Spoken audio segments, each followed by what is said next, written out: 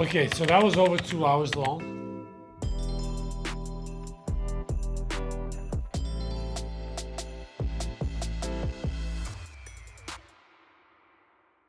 We just implemented a new way of operating a business. Instead of having an organization chart where we have like CEO, CTO, different positions, we have accountability chart.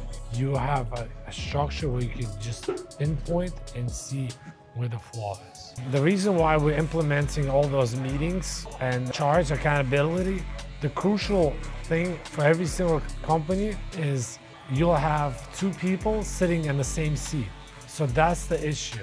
It's like, okay, what if it's two people doing billing? You can't have two people in one seat. You can have one person doing two things, but you cannot have two people doing one thing. If it's two people responsible, that means no one is responsible for it.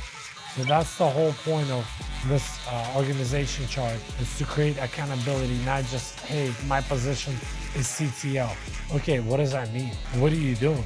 What role is that? So all those roles, we decided all together. I did not decide. If you want to create something like that for your organization, you have to sit with your team, with the higher ups, whoever's in your high position person, and say, okay, in order to take the company from next 6 to 12 months, you have a goal. You have to find out what the goal is. Once you figure that out, you say, what would it take in order to achieve that?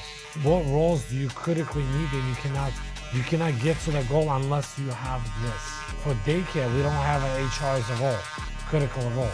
It is important, but it's going to report to operations.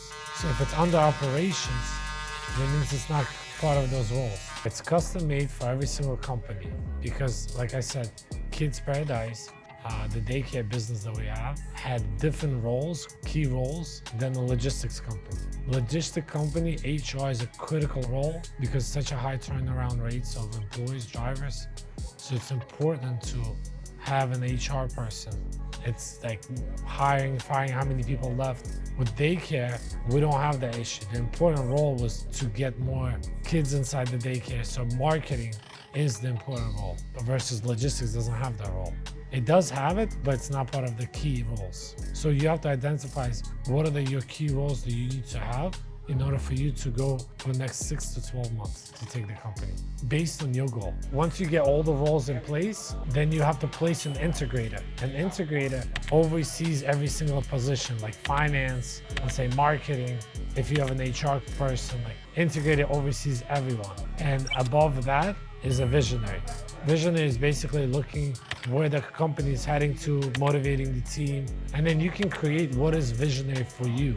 It doesn't necessarily have to be those accountabilities that I'm listing. It can be for every company, it's different. A visionary could be like creating something graphically or financially. It could be anything that you want. Every single company is different. You have to look at like marketing, right? The word marketing. It's such a broad word. For every single company, marketing would mean something else.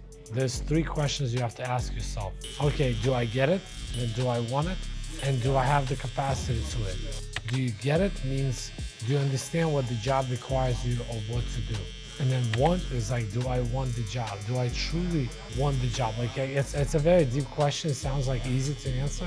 And then the third one is, do you have the capacity?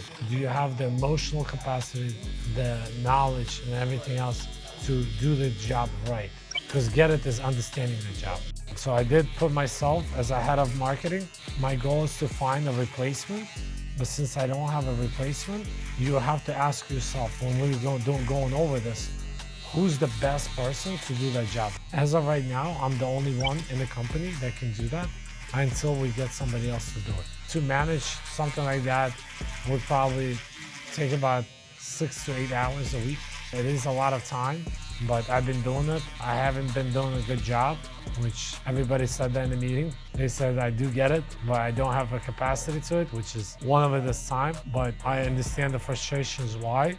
Once they do replace me, I no longer will be attending those meetings, and I'm just gonna sit in the owner's box. If you're an owner of a company, you do not attend meetings like that. That's the biggest misconception. You can own something, but if you're not a visionary, if you're not an integrator, and if you're not in any of those below roles of all the 4 roles that we listed, then you cannot attend those meetings. Think about this.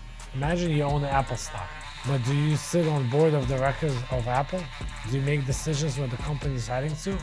The answer is no. So for that reason, if you're not on one of those seats, you do not make decisions where the company is going and what the company is doing. I think Ashad was getting frustrated that certain people are not in the same level as we are. It's really frustrating when you have to repeat yourself multiple times. My wife texted me, she's like, your face like speaks. Relax, like not everyone is smart as you. That's what she texted me. Oh yeah. I have that? 100%. Bitch face? Is that what it's called? You do have a resting bitch. Yo, you, for example, like I totally I'll say know when something, you're out. right? Or like somebody else will say something, you go like this.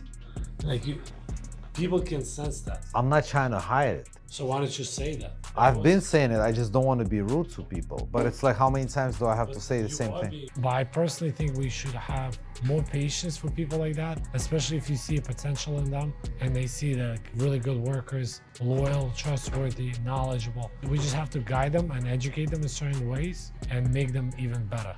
Maybe even take them to some sales training courses. If you believe in somebody, I feel like we shouldn't get frustrated with people. We should just help them to become better. Unless they had some kind of concern, I don't think it was that big of a deal. First of all, that was the first meeting they had on such a high level. We roughly spent already about 80 hours implementing those L10 meetings for all the companies. And for them, it was a total shock. It's not that easy to understand that what we're trying to implement. It's simple once you understand it, but in the beginning, it's a total shock because it's completely different than any other organizations look at things. They just have an org chart. They just have, hey, my title is marketing, HR, but they don't go into details of listing accountabilities, what they're responsible for.